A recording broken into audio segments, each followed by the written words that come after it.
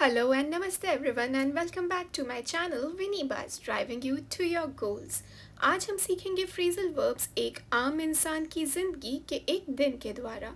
हम देखेंगे कुछ ऐसे फ्रेजल वर्ब्स जो आपकी रोज की जिंदगी में काम आते हों ताकि इन्हें सीख के आप भी इनका इस्तेमाल कॉन्फिडेंटली कर सकें। चलिए फिर देखते हैं कुछ कॉमन फ्रेजल वर्ब्स, उनके पॉपुलर मीनिंग्स और उनके डिफरेंट सिचुएशंस में इस्तेमाल को एक स्टोरी के द्वारा। आगे बढ़ने के पहले मैं आपको एक डिस्क्लेमर देना चाहूँगी और वो ये कि समझाने के लिए मैंने इन फ्रेजल वर्ब्स को मॉर्निंग, ऑफिस और आफ्टर ऑफिस सेगमेंट्स में बांटा है। लेकिन याद रखें, आप इन्हें कभी भी कहीं भी इस्तेमाल कर सकते हैं, बस कॉन्टेक्स्ट सही होना चाहिए। और हाँ, ध्यान दीजिएगा कि कुछ फ्रेजल वर्ब्स डिफरेंट सेगमेंट्स में रिपीट होंगे, इससे आप उनके अलग अलग यूज़ को अच्छे से समझ पाएंगे। तो शुरू करते हैं ऐसे फ्रेजल वर्ब्स के साथ जो सुबह के समय ज़्यादा उपयोग में आते हैं।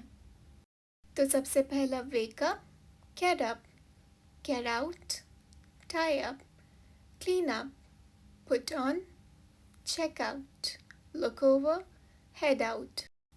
वेकअप का मतलब होता है जागना या जगाना, चाहे खुद को या किसी और को। आइए एक एग्जाम्पल के थ्रू समझते हैं। I wake up at 6 o'clock every morning। दूसरा शब्द है get up। get up का मतलब होता है खड़े होना या जागना, उठना बेसिकली। एग्जाम्पल देखते हैं। I get up and rub my palms and stretch out। तीसरा है get out। get out का मतलब होता है बाहर निकलना या फिर बच निकलना। अब आपको बताना है कि इस एग्जाम्पल में इनमें से कौन सा मतलब दर्शाया जा रहा है। Then I get out of my bed। अगला है tie up। tie up का मतलब होता है किसी रस्सी, सूतली या ऐसी ही किसी वस्तु से कुछ बांधना या फिर बिजी होना, व्यस्त होना। अब आपको बताना है कि इस एग्जाम्पल में इनमें से कौन सा मतलब दर्शाया जा रहा है।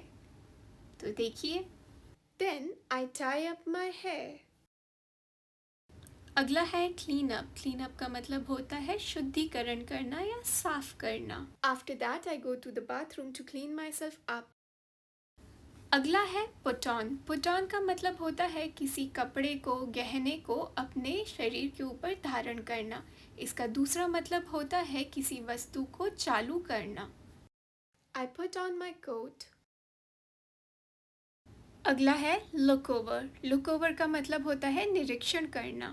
For example, I look over everything to ensure it's closed before leaving the house। अगला है चेकआउट। चेकआउट का एक मतलब होता है जांच पड़ताल करना। इसका दूसरा मतलब होता है बिल चुका के होटल छोड़ना। और इसका तीसरा मतलब होता है किसी को देखना क्योंकि वो आपको आकर्षक लगते हैं। अब आपका टास्क ये है कि आपको बताना है कि इस एग्जाम्पल में इनमें से क्या दर्शाया जा रहा है। I check myself out in the mirror। अगला है हेड आउट। हेड आउट का मतलब होता है प्रस्थान करना। I head out straight to the office।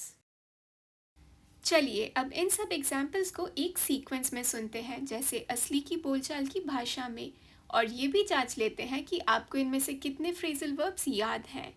शुरू करते हैं। I wake up at 6 o'clock every morning। I get up and rub my palms and stretch out। Then I get out of my bed and tie my hair up in a bun। I put on my slippers and go to the bathroom to clean myself up। After cleaning myself up and dressing up, I put on my coat।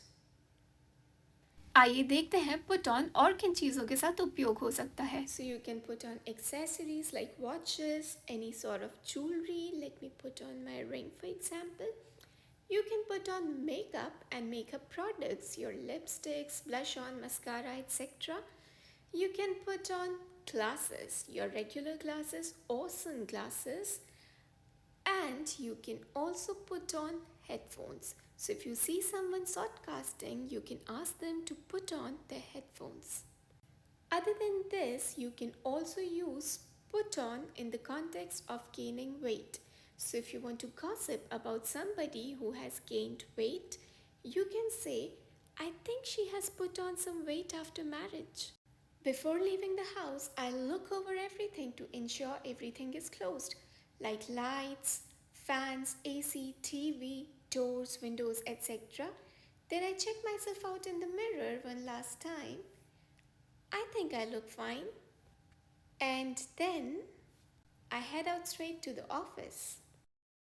बढ़ते हैं दूसरे segment की ओर जिसमें हम ऐसे phrasal verbs के बारे में बात करेंगे जो कि अक्सर ऑफिस में इस्तेमाल होते हैं. Log in or log into, check out, follow up, look over, set up, come up with, call off, wrap up, hand in, fill out. Login का मतलब होता है कंप्यूटर को कंप्यूटर सिस्टम से कनेक्ट करना अपनी जानकारी डाल के ताकि आप काम शुरू कर सकें. I log into my computer. दोबारा से चेकआउट, इसका हम पहले भी मतलब देख चुके हैं. I check out my emails. Follow up का मतलब होता है प्रारंभिक बातचीत के बाद किए गए संचार या कार्य. I follow up with my clients over the phone. अगला है लुक ओवर. लुक ओवर का मतलब है निरीक्षण करना. ये पहले भी हम देख चुके हैं. I look over some reports. अगला है सेटअप. सेटअप का मतलब होता है व्यवस्था करना या कायम करना. I set up a meeting to discuss our plans. अगला है come up with, जिसका मतलब होता है किसी योजना या विचार का सुझाव देना. We often come up with new ideas during these sessions. अगला है call off, जिसका मतलब होता है रद्द करना. Sometimes I need to call off my appointments. अगला है wrap up. wrap up का मतलब होता है निपटाना या निपटारा करना या किसी कार्य को सफलतापूर्वक संपन्न करना. By the evening, I wrap everything up. अगला है hand in. hand in का मतलब होता है सौंपना, खास करके किसी दस्तावेज या कागजात को. I hand in my reports. और इस सेगमेंट का आखिरी शब्द है fill out, जिसका अर्थ होता है भरना, खासकर किसी दस्तावेज को अपेक्षित जानकारी दे करके. I fill out my planner for the next day. चलिए तो बेहतर समझ के लिए हम इन एग्जाम्पल्स को फिर से एक सीक्वेंस में देखते हैं. Once in the office, I log into my computer and check out my emails. I follow up with a few clients over the phone.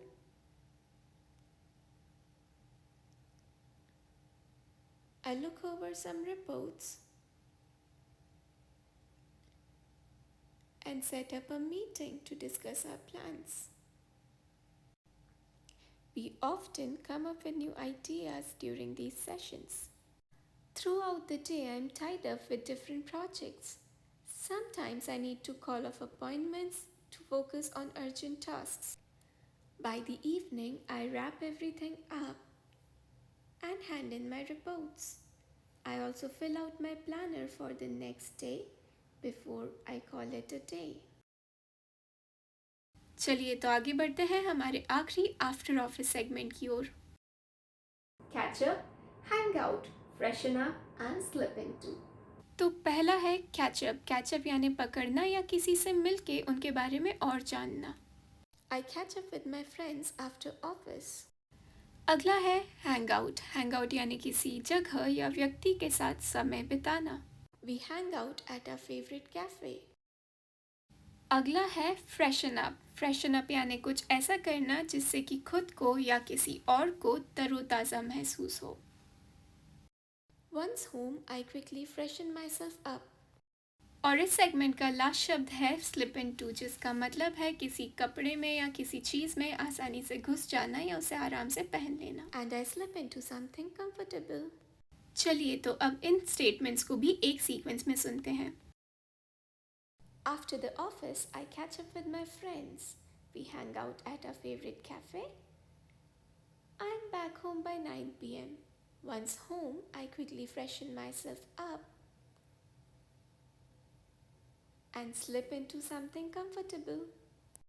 तो अब इस वीडियो को रैप अप करते हैं एक क्विक रिकैप के साथ. Here is the list of phrasal verbs we learned today. The first one is wake up, get out, tie up, clean up, put on, check out, head out, log in, follow up, set up, look over, come up with, call off, hand in, wrap up, fill out, catch up, hang out, freshen up, slip into। Thank you for watching. अगर आपको ये content पसंद आया हो तो इस video को like, share और सब्सक्राइब करना ना भूलें। अब आपसे मुलाकात होगी अगले वीडियो में किसी नए टॉपिक के साथ। तब तक कीप प्रैक्टिसिंग। Bye bye.